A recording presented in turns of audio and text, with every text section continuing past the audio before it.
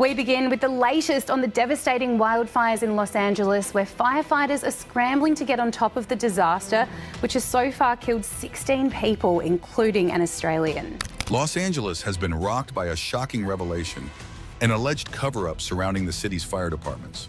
The number of people killed has risen to 16, and a dozen are missing after 5 days of these devastating fires. The two biggest blazes in the city remain largely uncontained. As the truth begins to surface, the public is demanding accountability for the corruption and incompetence that may have delayed life-saving efforts during critical emergencies. It's devastating. All my neighbors up across the top, their houses are gone. How did this deception go unnoticed for so long? What lies beneath the surface of the Los Angeles Fire Department's actions? The answers are disturbing, and the cover-up is unraveling fast. Stay tuned as we expose the shocking truth behind the Los Angeles fire corruption scandal.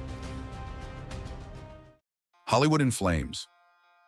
Los Angeles, a city known for its glitz and glamour, is now shrouded in smoke and devastation.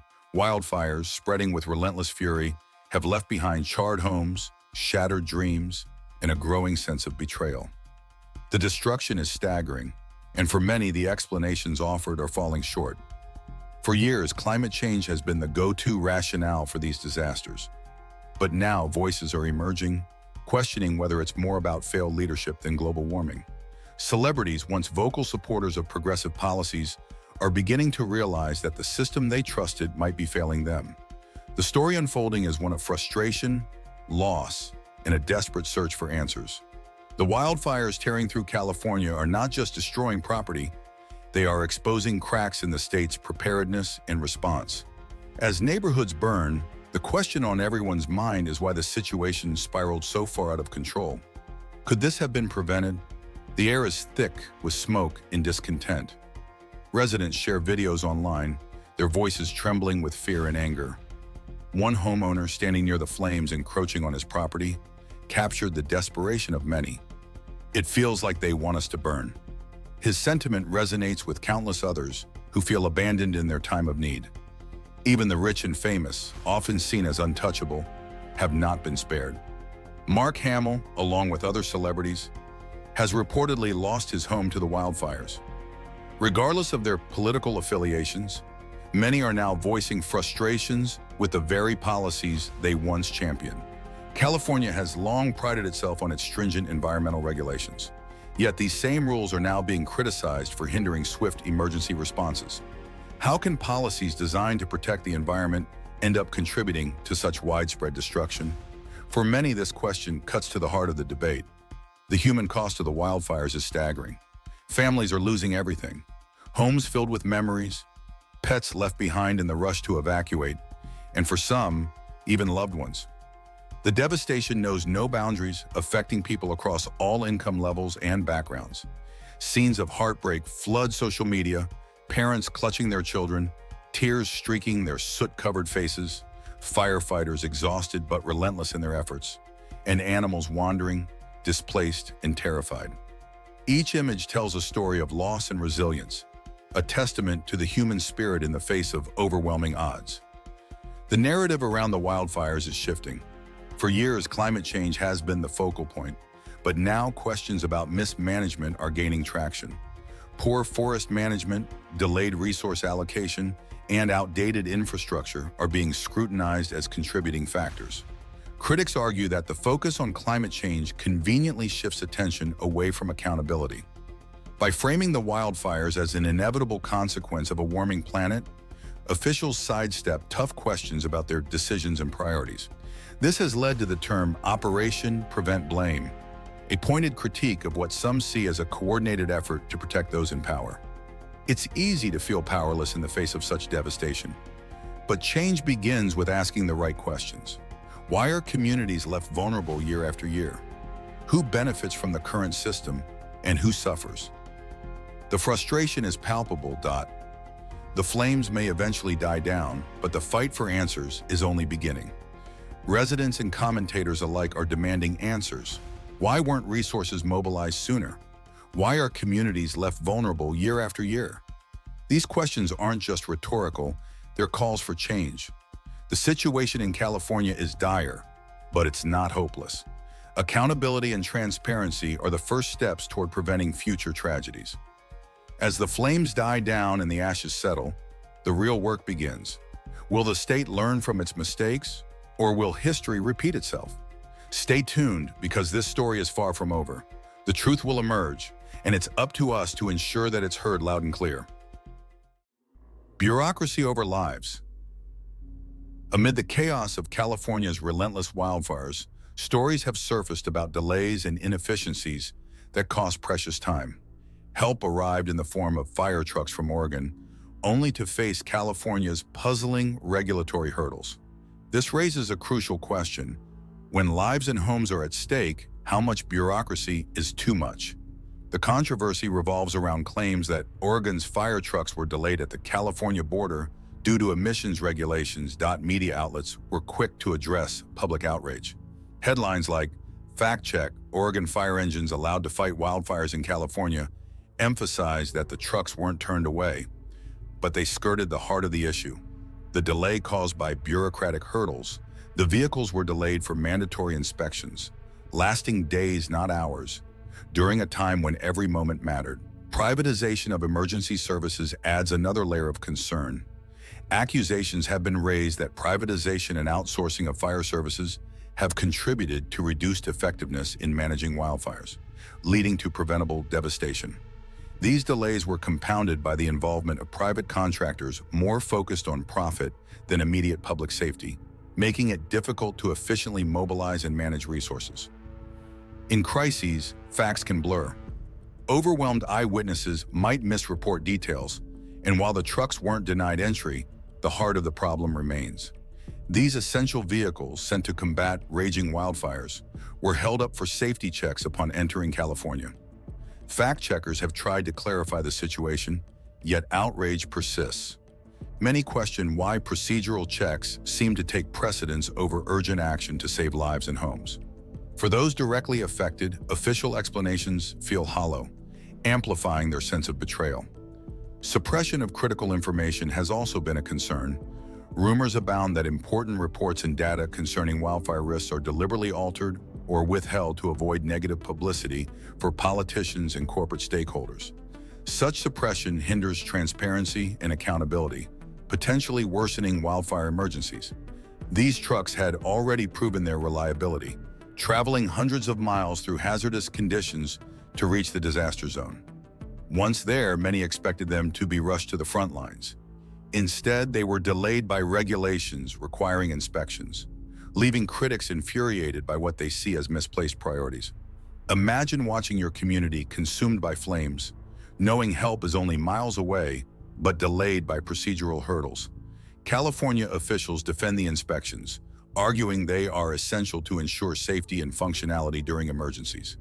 Critics countered that these trucks had already demonstrated their capability. Why wasn't that enough? Corruption in emergency management funds adds another dimension to this crisis. Claims suggest that funds allocated for wildfire preparedness and response are misused or redirected to projects that benefit political allies, leaving frontline services under-resourced. This misuse further weakens the ability of fire management teams to handle severe wildfire seasons effectively. To make matters worse, the timing of these delays coincided with another controversy: the firing of Los Angeles Fire Chief Kristen Crowley. Crowley had been outspoken about the department's resource shortages and challenges, yet instead of addressing these systemic issues, leadership opted for a scapegoat. The decision underscored a broader problem: California's inability to adapt during emergencies. For the firefighters, the experience was disheartening. Imagine driving for hours fueled by a sense of duty, only to be met with red tape instead of urgency. Trained to save lives, these heroes found themselves stuck in a bureaucratic bottleneck while flames engulfed communities. California's wildfires highlight a painful truth: the state's rigid bureaucracy can hinder rather than help in times of crisis. The delays faced by Oregon's fire trucks are a stark reminder of the need for more flexible emergency policies. Inspections may ensure safety, but during life or death situations, procedures must adapt to the urgency of the moment. To prevent such failures in the future, California must rethink its approach. Streamlined inspections, crisis-specific waivers, and better coordination with out-of-state resources could save lives and restore trust. These aren't just procedural fixes, they're essential reforms to ensure that help reaches those in need without unnecessary barriers. In the aftermath of these wildfires, one question remains. Will California learn from this, or will bureaucracy continue to stand in the way of swift, effective action? For those who've lost everything, the answer matters more than ever. To restore trust, the state must focus on reforming systems to prevent similar delays. Whether through streamlined inspections, crisis-specific waivers, or better interstate collaboration, the goal is clear. Ensure that help reaches those in need without unnecessary barriers. This isn't just about fire trucks, it's about trust. For those watching their homes burn, every minute counts. When bureaucracy gets in the way, it's more than a delay, it's a profound betrayal. Battling blazes with bare resources. Entering a classroom with no textbooks, no chalkboard, and only empty desks, the feeling of helplessness overwhelms. Now imagine applying that same sense to a fire department. Instead of students, firefighters are confronting raging infernos with outdated equipment and limited resources. This is the harsh reality that Fire Chief Kristen Crowley and her team face in Los Angeles. Recently, Crowley found herself in the spotlight, not for a fiery rescue, but for speaking out against the devastating budget cuts impacting the Los Angeles Fire Department, LAFD. With $17 million slashed from the department's budget and civilian positions eliminated, especially critical roles like mechanics, Crowley painted a harsh picture of the consequences. Over 100 fire apparatus were out of service, unable to assist in emergency situations. "We can't help you at McDonald's if you run out of beef patties," Crowley said during an interview, highlighting how the basics, like water and functional equipment, were increasingly scarce. Without properly maintained apparatus, firefighters were left scrambling, fighting fires with equipment that couldn't meet the demands of modern emergencies. This lack of resources created a ripple effect, leaving 60 fire trucks stranded while waiting for repairs. These trucks, once mobilized, could have provided crucial support in areas where fires didn't pause just because equipment had failed.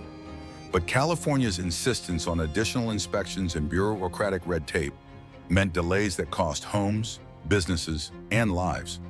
Crowley's fiery response didn't go unnoticed, and her honesty came at a cost. In an interview, she made her position clear. "Did the city of Los Angeles fail you and your department?" Her answer was a resolute and unequivocal yes.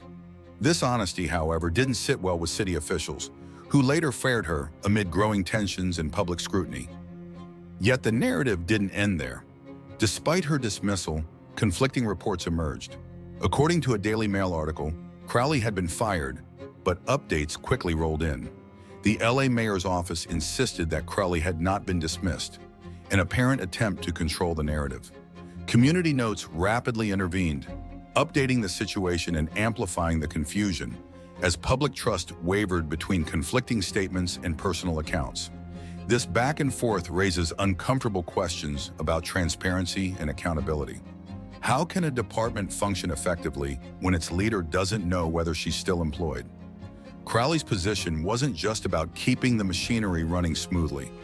It was a battle for the very lives of her crew and the communities they served. Without basic firefighting tools like water-filled hydrants and operational vehicles, every second became a gamble. Yet while the fires raged, bureaucratic mismanagement stifled progress. Political favoritism and conflict of interest allegations also surfaced, suggesting that politicians prioritize real estate interests and wealthy donors over the safety of vulnerable communities, leading to poor decision-making during emergencies.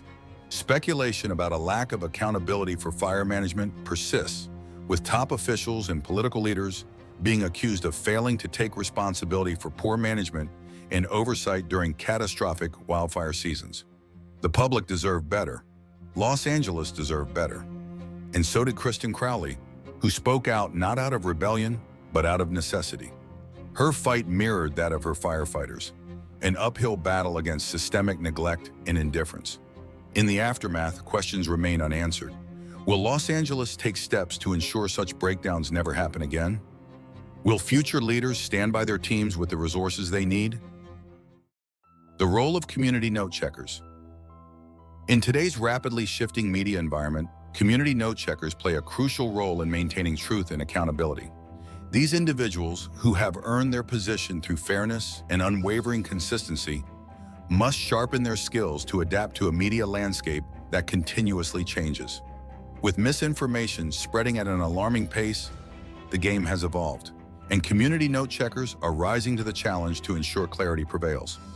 Consider the recent devastation of the Pacific Palisades wildfire in California, a tragedy that has exposed severe mismanagement and a lack of resources in handling such crises. As Flynn Nichols from Newsweek reported, the fire has now spread to affluent neighborhoods like Brentwood and Eno, home to numerous celebrities. Today, these once thriving areas are haunting reminders of loss, homes reduced to ash, lives shattered. This crisis extends far beyond nature. It underscores how systemic failures worsen disasters, leaving communities helpless. In this volatile environment, community note checkers become essential figures in navigating the complexities of truth. Their role is no longer limited to simple fact-checking. It involves providing a deeper understanding of the emotional weight behind these events. In an age where sensationalism often overshadows reality, they serve as steadfast voices of reason. Gated communities, symbols of safety, are now reduced to rubble.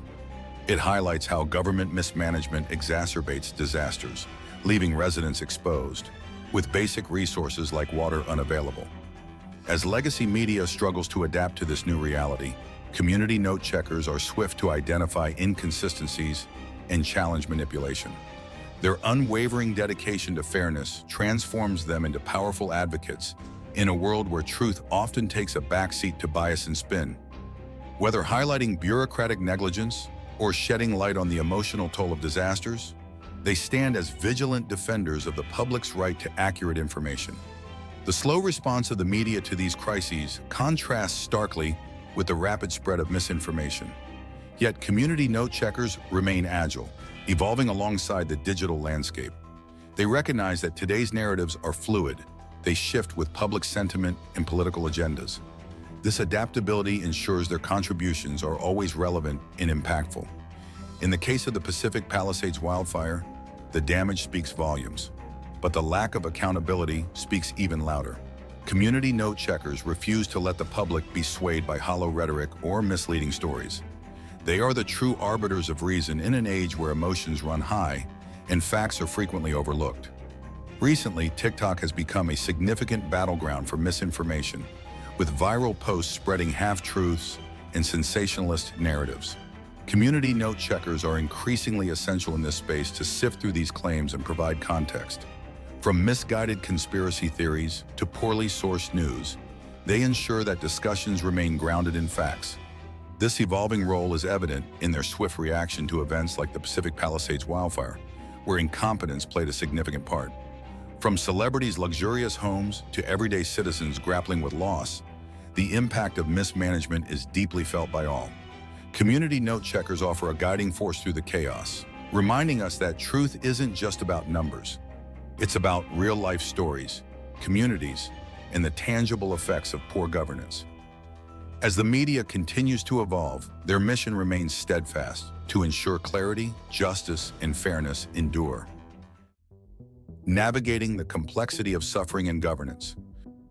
When facing tragedy, it's easy to fall into anger and blame. But what happens when we decide to rise above that? When you think, do so, you're just like them. Remember that if you mirror their actions, we've lost the core of what we stand for. We are no longer holding on to the principle that separates us from those who take pleasure in the suffering of others. The principle is simple. You are not like them. You are not content to merely fight for one side to overcome the other. Instead, you seek something greater, an improvement in governance, transparency, and truth. The question then is how to convey this message effectively. How to show that there is a better way forward. The devastation caused by the recent Pacific Palisades wildfire, the largest of 4 currently active fires in the Los Angeles area. This tragedy has leveled neighborhoods, leaving homes reduced to ash and memories wiped away. The loss isn't just physical, it's emotional, communal, and heartbreaking. It's easy to attribute such calamities to forces beyond human control, climate change, negligence, or bad luck. But what if there's a deeper truth? What if the true disaster is rooted in inadequate preparation, poor leadership, and an unwillingness to confront uncomfortable realities? This is where the middle ground emerges, the space where thoughtful conversations happen. When someone clings to the idea that wildfires are just the result of climate change, guide them toward a broader understanding. Yes, climate change plays a role, but it's not the only factor. The reality is compounded by the lack of basic resources: water, access to emergency services, and preparedness. You can point out that true accountability lies in fixing these gaps, not merely pointing fingers at the wind. There are people who see through the rhetoric, who recognize that true change happens when we step away from divisive narratives. These individuals are receptive to a message of meritocracy, a system where competence reigns, and those in power are held accountable. This is the shift we must advocate for, a return to governance that places people over profit, truth over spin. If leaders were equipped with the knowledge and foresight required to manage such disasters, how much more effectively could they respond? If decision makers were more than just talkers, and instead were problem solvers, we'd see a very different containment percentage. Currently, the Pacific Palisades fire is only 11% contained, a devastating number that points to failure at multiple levels. Political apology and cover-up speculation also plays a significant role in this narrative, suggesting that public apologies and relief efforts from politicians are merely for show, designed to distract from deeper systemic failures and prevent public scrutiny. But it's not too late to learn, to adapt, and to evolve. Even as the flames rage, there are signs of hope. For instance, the Walt Disney Company has committed $15 million to aid in fire relief and rebuilding efforts. While rebuilding will be a long and arduous journey, such contributions represent a step towards showing that tragedy doesn't have to be met with apathy. It can be met with compassion, with action. However, the responsibility doesn't fall solely on the corporate world. Individuals have a role too, whether it's through donations, volunteering, or spreading awareness. Every action matters. The devastation is immense, but we cannot afford to be passive observers. We must actively engage in finding solutions, fostering resilience, and pushing for a future where disasters aren't met with such overwhelming helplessness. In times like these, truth becomes a powerful tool, a force that can guide us through the murky waters of misinformation and self-serving narratives. Community note checkers, journalists, and engaged citizens become the linchpins, holding institutions accountable and pushing for transparency. There's no denying the emotional toll.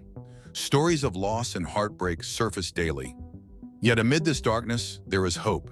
A hope that stems from learning, acting wisely, and refusing to fall into the trap of blame without solution. So when you find yourself caught in the mire of blame and reactionary rhetoric, remind yourself that the goal is not to be like them, not to revel in suffering, but to rise above it. Because the principle is simple. We are better than this. In the midst of the ongoing wildfire crisis in Los Angeles, entire neighborhoods are being consumed by flames. Communities that once thrived in beauty and tranquility are now reduced to ashes, leaving residents with nothing but the memory of what once was. These fires, fueled by dry conditions and neglect, have spread rapidly, threatening homes, wildlife, and the very essence of these communities. The federal response has been criticized for moving too slowly, leaving many feeling abandoned in their time of greatest need. For those who have the means, offering help, whether through donations, volunteering, or simply extending kindness, is essential. These communities are struggling to rebuild, and every bit of support counts. For those without financial means, offering prayers and moral support can still make a significant impact. It's a reminder that even small gestures can provide comfort in the darkest times. As the media attempts to distort the narrative, shifting blame and hiding the reality of the situation, it becomes crucial for independent voices to rise and shine a light on what's really happening. The truth, though uncomfortable, is necessary. It's not just about pointing fingers. It's about understanding the depth of the devastation and addressing it with action. Communities like Brentwood and Pacific Palisades are not just names on a map. They are homes to people who deserve better. At this moment, the focus must shift from rhetoric to relief. Whether it's financial contributions, spreading awareness, or simply offering emotional support, every effort matters. Communities across the nation are watching and waiting to see how we respond, not just with words, but with meaningful action. Yet beneath the surface, questions linger, questions that no one seems willing to answer. What happens when the fire recedes, but the scars remain? What becomes of a community that has lost everything? And will we be ready when the next wildfire approaches? The fire corruption scandal has exposed a deep-rooted issue within the system, one that can no longer be ignored. As the truth continues to emerge, the demand for accountability grows stronger. What are your thoughts on this betrayal of public trust? Share your insights in the comments below. If this story resonates with you, give it a thumbs up, share it with others, and subscribe for more updates on the unfolding events.